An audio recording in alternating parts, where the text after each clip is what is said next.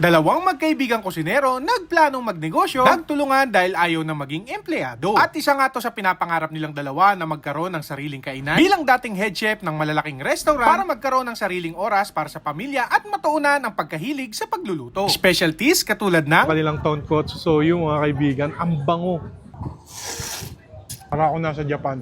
At syempre guys, meron din silang mga rice meal dito, yung sikat na sikat sa Japan talaga at napaka-paborito ko. Ito yung kanilang pork katsudon for only 170 pesos. Ito naman yung kanilang chicken version mga kaibigan. Oyakudon, 160 pesos. Beef na gyudon, 190 pesos. Mas masarap ang katsudon pag may togarashi mga kaibigan. Sobrang sarap ng blend ng itlog tsaka yung pinakasarsa ng legit. Parang nag-Japan talaga.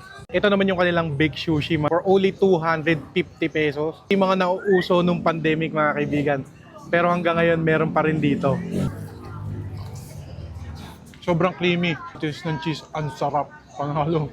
Crazy maki mga kaibigan. 160 pesos, meron na siyang isang roll. Grabe yung Japanese mayo. Sauce pa lang Wow, ang sarap niyan. Pura, 5 pieces, 250 pesos. Grabe ang laki niya mga kaibigan. Yung radish with ginger. Shrimp talaga, ang laki. Yakisoba mga kaibigan. For only 190 pesos, ang bango. May seafood siya, may shrimp, pusit. Hindi siya malansa. Ang gyoza mga kaibigan, yung gantong piraso ay 150 pesos. Kung yung goha naman, yung plain rice ay 160 pesos. Chili oil from Japan mga kaibigan. No? Ang high-tech talaga ng mga Hapon. Togarashi na may chili oil ng Japan. Ang sarap. Walang tatanggi pag gyoza ang usapan ng mga kaibigan. Ang anghang naman!